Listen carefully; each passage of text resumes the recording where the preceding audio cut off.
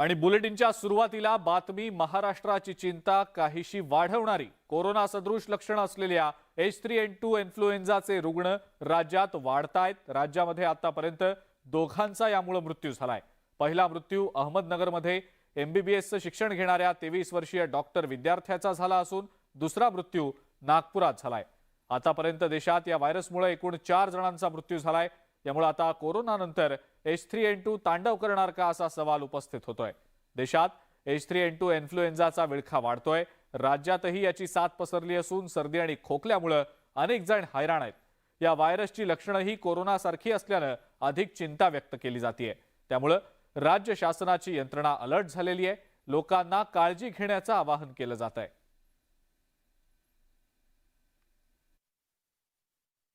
H3N2 खूप घातक नाहीये। जसं कोविडमध्ये मृत्यूदर 1% ते 5% होता, म्हणजे 100 जणांना झाल्यावर 1 ते 5 जणांचा मृत्यू होऊ शकायचा। H3N2 तेवढा घातक नाही आहे। त्याचा मृत्यूदर 10,000 लाखात 1 किंवा 2 आहे। नवी मुंबईमध्ये साथीच्या आजारांचे रुग्ण वाढले असून ताप, सर्दी आणि खोकल्याचे सर्वाधिक रुग्ण आढळलेले आहेत।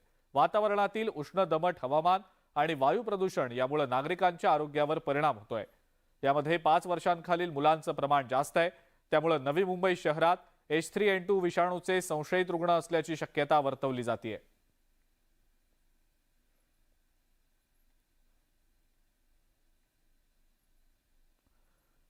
H3N2 व्हायरसनं आता महाराष्ट्रात सुद्धा मृत्यू तांडव सुरू केलाय। कारण अहमदनगर आणि नागपुरात दोघांचा या व्हायरसमुळे मृत्यू झाल्याचा अंदाज आहे। असं असलं तरी आरोग्यमंत्री H3N2 इन्फ्लुएन्झाबाबत खरंच गंभीर आहेत का असा प्रश्न उपस्थित होतोय।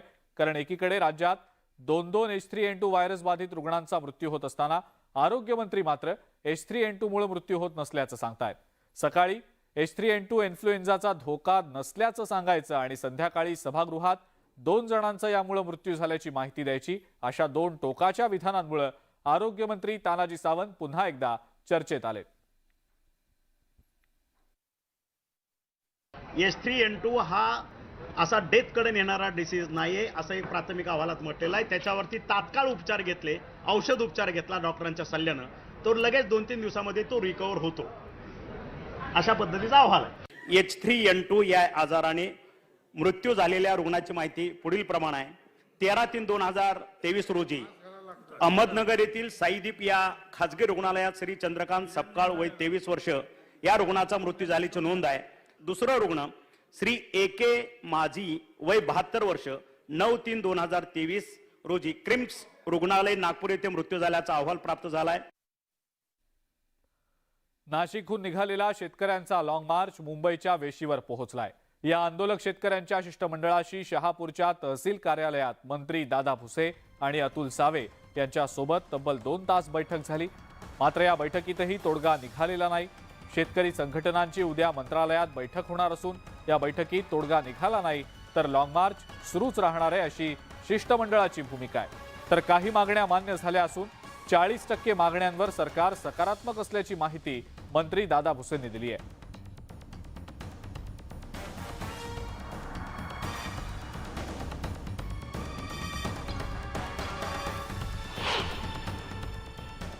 परंतु अंतिम निर्णय हा मंत्रालयामध्ये होणार आहे, विधान भवनमध्ये होणार आहे आणि विधान भवनमध्ये मुख्यमंत्री, उपमुख्यमंत्री, संबंधित खात्याचे मंत्री, त्यांचे सचिव यांच्याबरोबर चर्चा होऊन त्याच्यामध्ये जर व्यवस्थितपणे चर्चा होऊन निर्णय लागले तर आम्ही तिथं थांबू। म्हणजे साहेबांच्या विनंतीप्रमाणे इथून थांबू, जिथं आमचा मोर्चा राहील तिथून थांबू। त्यांच्या मागण्यांच्या पैकी जवळपास 40 ते 50% मागण्या ऑलरेडी शासनाने त्याला सकारात्मक घेतलेल्या आहेत। माझा असा दावा नाही की 100% त्यांच्या मागण्या मान्य होतील। कदाचित 10-20% मागण्या कायद्याच्या नियमाच्या चौकटीत कदाचित त्याला वेळ पण लागेल। काही निर्णय असे असू शकतात की ते ताबडतोब 8 दिवसामध्ये त्याची अंमलबजावणी होऊ शकते। काही निर्णय कदाचित निर्णय होईल, त्याची अंमलबजावणी करायला 2-4 महिने पण लागू शकते। आणि म्हणून प्रत्येक मुद्द्यावाईज त्या ठिकाणी चर्चा संपन्न केली जाईल। मुंबईमध्ये आई आणि मुलीच्या नात्याला काळीमा फासल्याची घटना घडली आहे। मुंबईतल्या लालबागमध्ये एका मुलीनंच आपल्या आईची हत्या केली आहे। एका प्लास्टिकच्या बॅगमध्ये महिलेचा मृतदेह आढळून आल्यानं खळबळ माजलेली आहे। लालबागच्या इब्राहिम कासम बिल्डिंगच्या पहिल्या मजल्यावर ही धक्कादायक घटना घडली आहे। वीणा जैन या महिलेच्या भाऊ आणि पुतण्यानं वीणा या बेपत्ता असल्याची तक्रार दाखल केली होती। तक्रार दाखल झाल्यानंतर पोलीस या बिल्डिंगमध्ये तपासणीसाठी गेले असता त्यांना वीणा जैन यांचा मृतदेह प्लास्टिक बॅगमध्ये कुजलेल्या अवस्थेत सापडला। या प्रकरणी पोलिसांनी वीणा जैन यांची मुलगी रिपल जैन हिला अटक केली आहे। घटनास्थळावरनं पोलिसांनी इलेक्ट्रिक मार्बल कटर, कोयता आणि सुरी देखील ताब्यात घेतली आहे। वीणा जैन आणि त्यांच्या मुलीमध्ये वारंवार वाद होत असल्याची माहिती पोलीस तपासामध्ये पुढे आलेली आहे।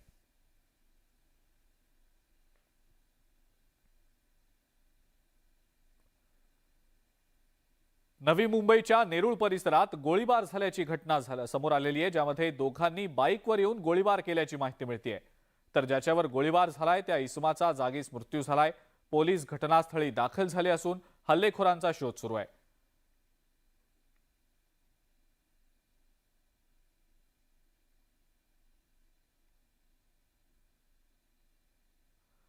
मुंबईतल्या चारकोपमध्ये 4 जणांच्या एका टोळक्यानं एका तरुणाला शस्त्रांनी बेदम मारहाण केलेली आहे आणि या सगळ्या प्रकरणामध्ये जखमी जो तरुण आहे त्याला शताब्दी हॉस्पिटलमध्ये दाखल करण्यात आलेलं होतं, ज्यामध्ये त्याचा उपचारादरम्यान मृत्यू झालाय। या प्रकरणी पोलिसांनी 3 जणांना अटक केली आहे, तर 1 जण फरार आहे।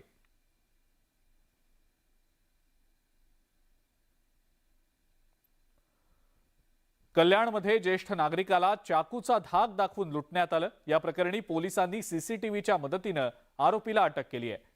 आरोपीकडून चोरी केलेला मुद्देमाल देखील जप्त करण्यात आलेला आहे।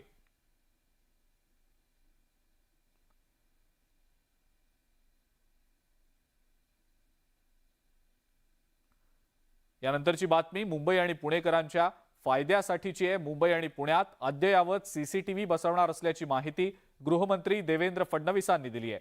दुसऱ्या टप्प्यात सीसीटीव्ही बसवणार असल्याची माहिती फडणवीसांनी दिली आहे।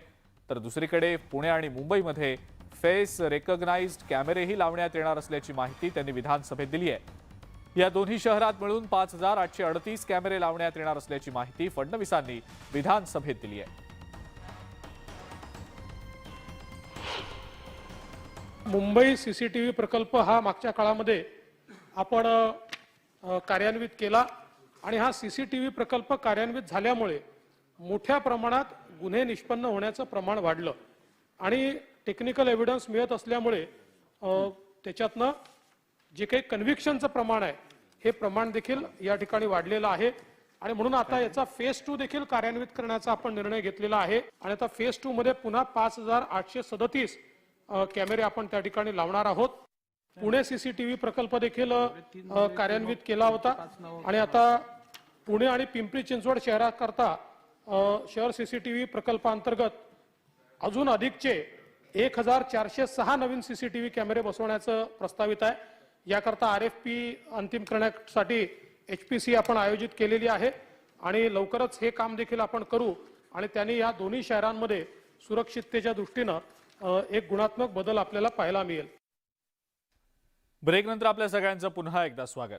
बदलापूर शहरातल्या उड्डाण पुलावर एका भरधाव कारनं दुचाकीला धडक दिल्यानं दुचाकीस्वार मनोज उचलानी याचा जागीच मृत्यू झालाय, तर 3 जण जखमी झालेत।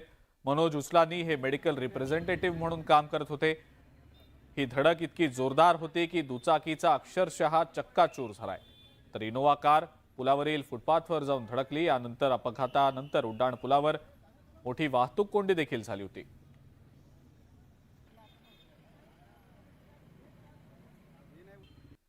ब्रेकनंतर आपल्या सगळ्यांचं पुन्हा एकदा स्वागत।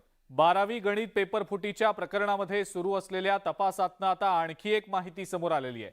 त्यानुसार अहमदनगरमधल्या 119 विद्यार्थ्यांना परीक्षेपूर्वीच गणिताची प्रश्नपत्रिका मिळालेली होती। पेपरफुटी प्रकरणात अहमदनगरच्या मातोश्री भागुबाई भामरे महाविद्यालयातल्या मुख्याध्यापकांसह 5 जणांना अटक करण्यात आलेली होती। त्यांच्या चौकशीतनं धक्कादायक माहिती समोर आलेली आहे। मुख्याध्यापक आणि संबंधित शिक्षकांनी आपल्या महाविद्यालयाचा निकाल 100% लागावा यासाठी परीक्षेपूर्वीच गणिताची प्रश्नपत्रिका विद्यार्थ्यांना दिली होती। जवळपास 1 तास आधी विद्यार्थ्यांना ही प्रश्नपत्रिका देण्यात आली होती।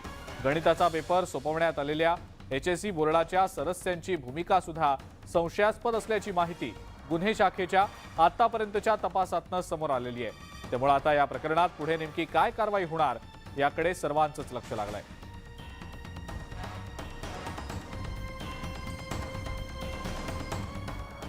मुंबईच्या नागपाडा इथं 2 दुकानं आगीमध्ये जळून खाक झाली आहेत। चहाच्या टपरीवर सिलेंडरचा स्फोट झाल्याची ही माहिती मिळतेय। आगीवर नियंत्रण मिळवण्याचे प्रयत्न सुरू आहेत।